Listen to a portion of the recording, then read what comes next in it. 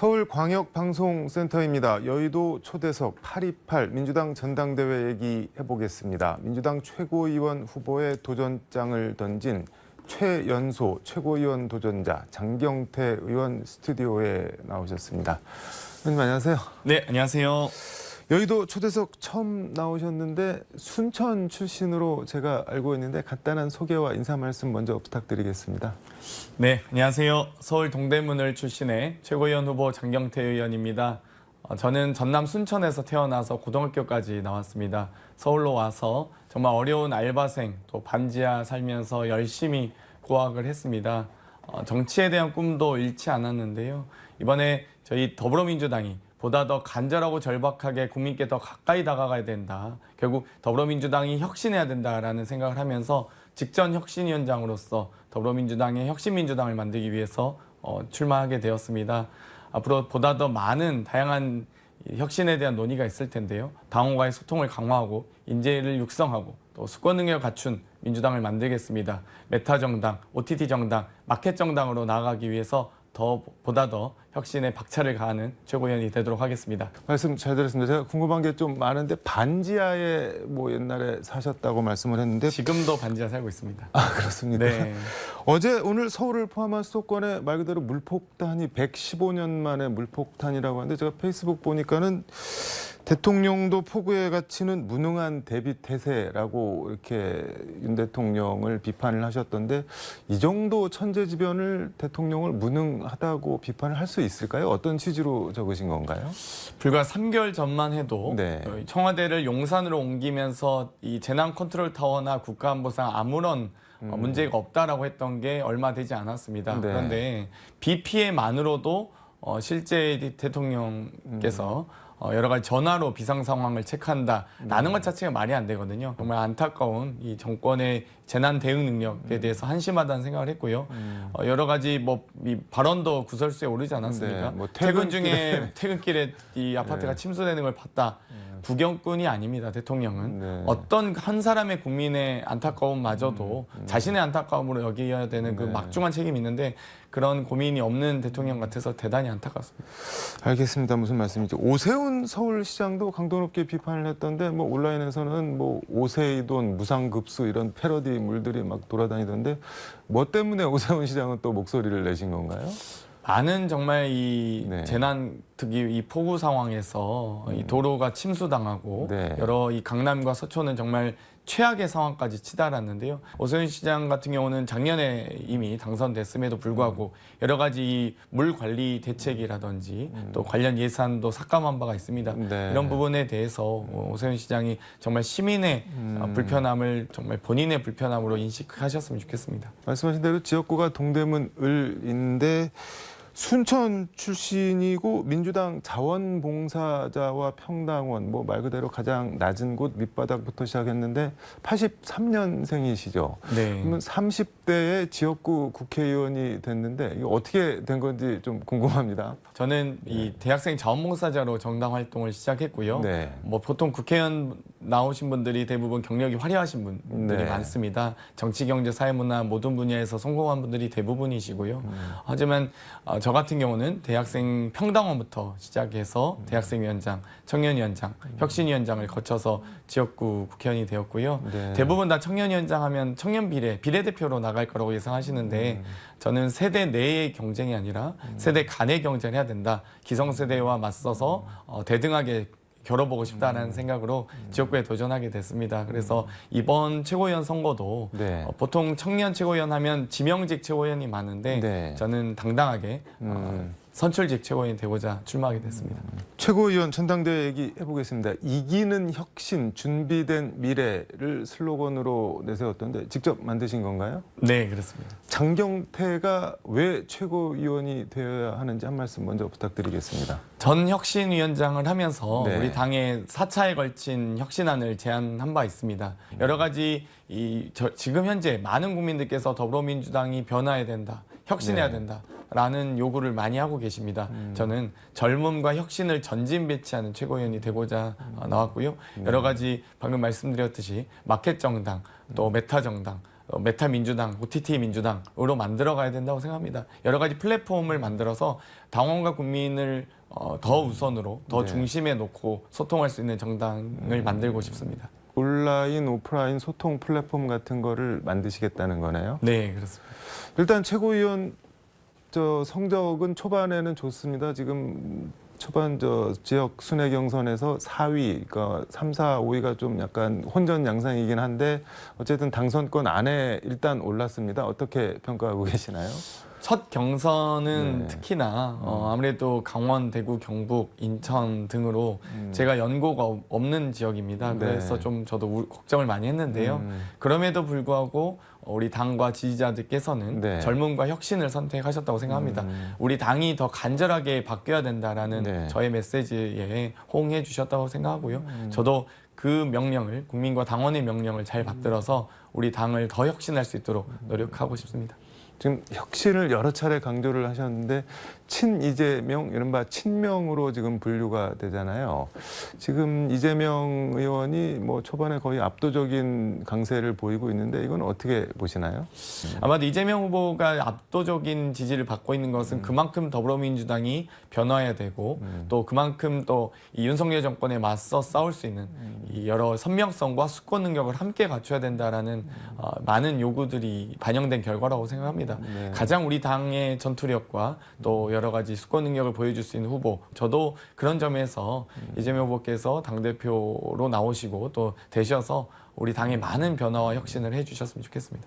근데 일각에서는 이런 목소리도 있습니다. 지금 권리당원 투표율이 뭐 토요일, 일요일 한 번, 두 번 하긴 했지만 상당히 좀 낮습니다. 뭐 그 전 투표에 비하면은 투표율이 이게 관심 자체가 없는 거 아니냐. 뭐 어차피 뭐 이재명이 될 건데 뭐 이런 거에다가 나가서 광주 지난 지방선거에서 광주의 30% 투표율에 빗대서 이게 지금 민주당 자체에 대해서 약간 냉소적이거나 지지를 철회하는 사람들이 늘어나는 거 아니냐 뭐 이런 지적도 있는데 이건 어떻게 보시나요? 사실 이 여러 투표율이 낮은 부분은 네. 다소 낮아지긴 했습니다만 그 부분은 실망한 또 지지자들이 또 지방선거의 투표 네. 포기도 하고 또 이번 전당대회도 그렇다고 생각합니다. 그렇기 때문에 이 정말 이 더불어민주당의 이런 네. 이 열악한 상황을 또 개선하고자 저희 혁신 지도부가 앞으로 민주당을 변화하는데 노력해야 된다고 생각합니다. 그만큼. 어떤 질문을 던져도 혁신으로 돌아가네요. 답변이.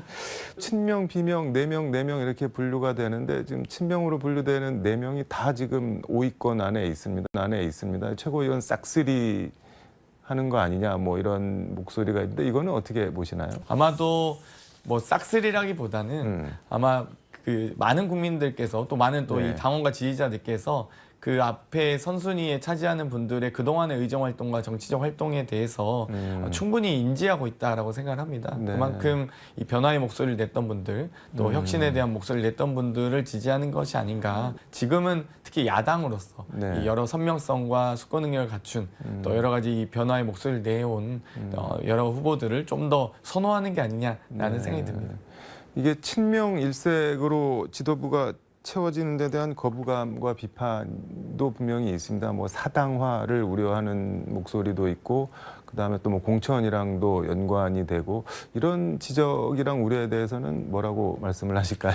우리 당은 문재인 당대표와 이해찬 당대표를 거치면서 이미 시스템 정당으로 네. 이미 확립이 되어 있습니다. 그렇기 때문에 여러 뭐 사당화라든지 공천에 대한 부분 또한 공천 시스템이 확립되어 있습니다. 그렇기 때문에 뭐 공천 관련된 학살이다 뭐 이런 네. 표현하시는 우려들은 저는 당원 당규에 다 이미 명시가 되어 있기 때문에 그런 우려는 안 하셔도 된다. 그리고 그 말이 성립하기 위해서는 네. 그럼 그 전 당대표 지도부는 사천을 했다는 얘기인지 오히려 되묻고 싶습니다.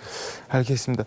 박용진 의원이 그제 당 대표 권한 축소 방안을 발표를 했는데 보면은 독립적인 인사위원회를 만들어서 당 대표 비서실장이랑 대변인 빼고 주요 당직자는 이 인사위원회를 통해서 하도록 하고 그리고 또 주요한 게 총선 1년 전에 공관위를 구성을 해갖고 여기서 공천권을 행사하도록 하자 이런 제안을 했는데. 이게 이재명 의원이 대표가 되면은 수용이 가능한 얘기일까요? 아니면은 뭐 택도 없는 뭐 그런 걸까요? 저는 그 제안 자체가 조금 성립하기 어렵다고 보는데요. 그러니까 그 자체가 혁신이라고 생각하지 않습니다. 네. 특히 정무직 당자의 경우는 정당은 행정기관이 아닙니다. 또 일을 열심히 할 수 있는 분들이 또 이 뜻을 함께하는 분들이 이 정말 전투력 있게 정당의 여러 가지 논의 과정에 참여하는 게 적절하다고 보고요. 네. 또 한편으로는 공천 시스템 또한 여러 가지 1년 전에 이미 확정하게 되어 있습니다. 그렇기 때문에 공간이 구성이나 이런 부분은 좀 네. 이 부차적인 문제다. 정말 핵심은 좀 비껴나간 이 제안 아닌가 이런 생각을 합니다. 기왕에 인사위원회 역할을 하는 뭐 조직이나 기구가 있으면은 그거를 좀 독립적으로 해서 권한을 더 부여하는 거, 그거를 뭐 굳이 나쁘다고 할 수가 있을까요? 그 역할을 최고위원회가 합니다. 그래서 여러 가지 인사안이 초안이 보고를 올라오면요. 거의 최고위원회에서 각자의 부문과 대표성을 가진 분들이 최고위원회에 선출 대신 또 선출된 권한을 바탕으로 해서 네. 인사를 하는 게 맞기 때문에 이 별도 인사위원회를 구성하는 건 조금 이 정당의 생리와 좀 다른 부분인 것 같습니다. 다시 또 비슷한 질문으로 돌아가면은 그렇게 최고위원회에서 권한을 행사하는데 다 친명이 되면은 공천에 또 이거 당연히 영향을 미치는 거 아니냐. 그래서 우려를 하는 것 같은데 그건 어떻게 보시나요? 근데 이 당의 이 의사결정 구조가 있습니다. 네. 최고위원회가 모든 결정을 할 수는 없고요. 최고위원회, 당무위원회, 중앙위원회 그리고 전국 대의원 대회 등으로 절차가 있기 때문에 네. 여러 이 실무와 관련된 일상적 당무는 최고위원회가 결정하지만 그런 우려는 안 하셔도 될 것 같습니다. 네. 자꾸 이재명 의원 얘기를 하게 되는데 뭐 친명이라고 하시니까 지금 뭐 민주당이 이재명 당이라고 표현을 하는 게 적절한지는 모르겠는데 이재명 당이 되는 걸 부정적으로 보는 시각도 있습니다. 어쨌든 대선, 지선 두 번 다 패배한 당사자인데 이재명 갖고 다음 총선 대선 되겠냐 뭐 이런 부정적인 시각인데 이거는 어떻게 보시나요? 저는 오히려 대선에서 많은 득표를 했었습니다. 이재명 후보가 가진 여러 가지 장점 덕분에 많은 표차가 줄어들기도 했습니다. 여러 전국적 지지를 받고 있는 이재명 후보가 어찌됐건 가장 경쟁력 있는 후보라고 생각하고요. 네. 또 당대표 2년간 얼만큼 우리 더불어민주당이 혁신할 수 있을지를 보시고 아마 국민들께서 판단하지 않을까 이렇게 생각을 하는데요. 벌써부터 5년 뒤를 걱정하실 필요는 없다고 생각합니다. 일단 이재명 대표가 되면은 뭘 어떻게 하는지 보고 판단을 하시라 뭐 이런 얘기네요. 그렇습니다. 최고위원이 되시면 어떤 역할을 하실 것인지 한 말씀 부탁드리겠습니다. 네, 저는 최고위원이 되면 혁신 최고위원이 되고 싶습니다. 평당원 출신의 첫 최고위원이기도 하고요. 청년위원장 출신의 인재육성 최고위원이기도 합니다. 그만큼 저 혼자만의 도전이 아니라 우리 당의 혁신 의지를 선택하시는 당원들, 또 미래 잠재성을 판단하는 또 당원들, 앞으로 우리 미래의 가능성을 열어가는 이 젊음과 혁신을 전면 배치하고 싶은 메타 정당, 또 OTT 정당, 마켓 정당으로 나아가는 전환의 플랫폼을 만들어가고 싶고요. 저 장경태만의 도전이 아닌 장경태만의 스토리가 아닌 민주당의 히스토리를 만들어가도록 하겠습니다. 오늘 키워드는 혁신인 것 같은데 장경태 의원님이 생각하는 혁신은 그럼 어떤 내용인가요? 컨텐츠가?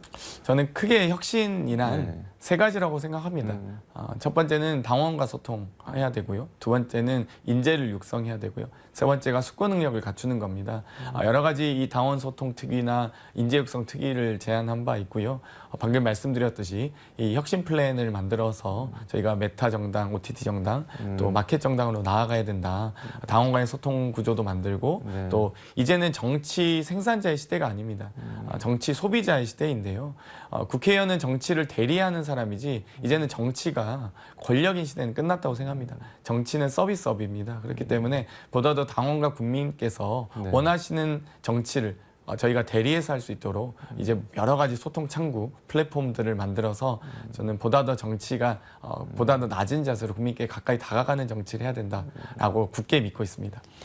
알겠습니다. 하나만 더 여쭤보면 권리당원들 특히 이재명 강성 지지자 이른바 강성 팬덤 뭐 개딸이라고 하잖아요. 거기에 좀 휘둘리는 거 아니냐 당이 뭐 이런 우려도 있는데 그거는 어떻게 보시나요? 그래서 저는 더 플랫폼을 만들어야 된다고 생각하는데요.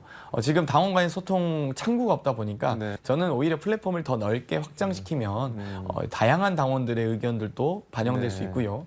또 문자라는 뭐 폭탄이라고 표현하시기도 하는데 네. 저는 어찌됐건 그런 플랫폼들이 더 확장적으로 넓어지면 그런 문제들도 많이 불식될 거다. 그런 우려도 많이 해결될 거라고 생각합니다.